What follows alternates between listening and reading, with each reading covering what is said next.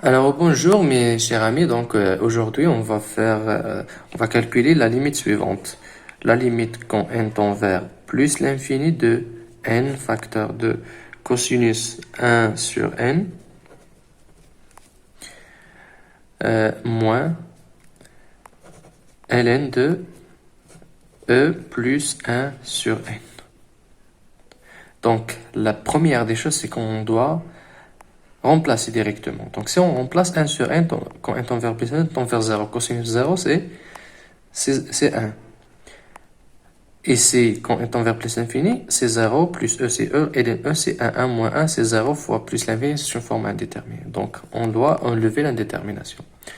Donc qu'est-ce qu'on va faire? On va faire la chose suivante. Donc on va transformer ça.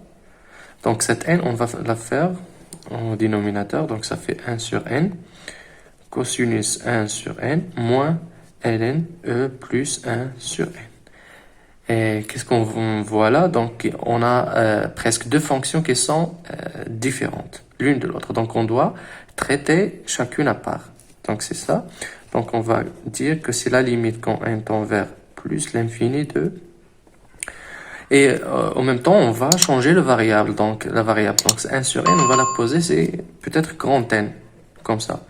Donc, lorsque petit n tend vers plus l'infini, 1 sur n qui est grand n, ça va tendre vers 0. Donc, on va changer la limite. Donc, c'est la limite en 0. D'accord? De grand n.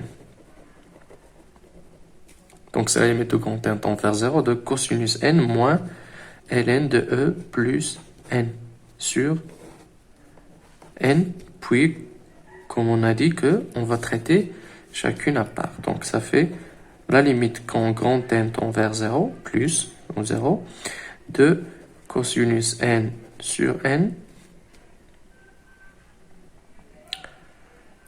ou bien, si vous voulez, qu'est-ce qu'on voit ici? Donc, cosinus n sur n, on a une formule très importante qu'il faut rappeler, c'est que la limite quand x tend vers 0, de 1 moins cosinus x sur x égale 0.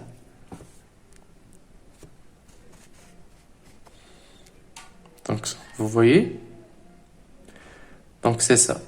Donc, qu'est-ce qu'on doit avoir ici pour trouver cette formule? On doit avoir un 1. Donc, qu'est-ce qu'on fait? On va ajouter 1 et retrancher 1.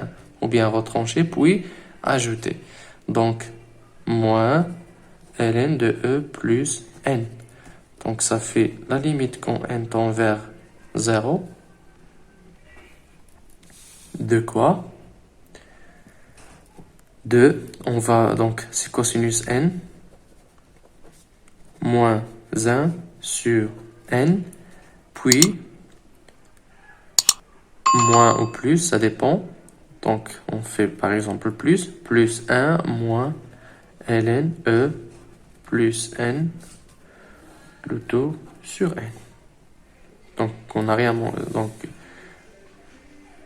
Donc c'est vrai, c'est ça.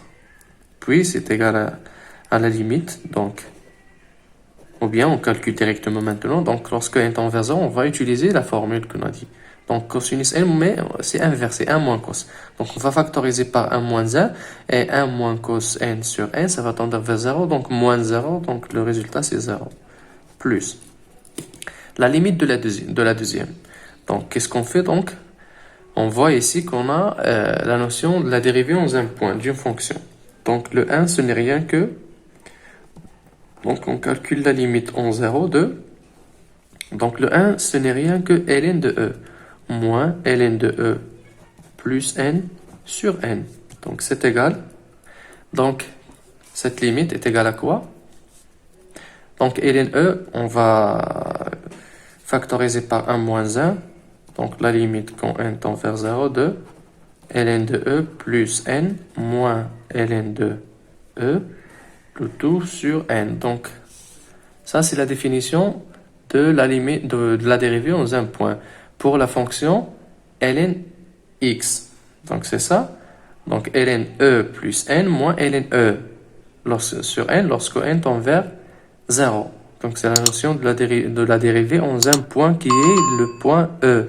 Donc, c'est moins f' en E. Et f, c'est ln x. Donc, c'est moins ln' en E, qui est moins. Donc, ln', c'est 1 sur x. Et on va remplacer par E. Donc, c'est 1 sur E.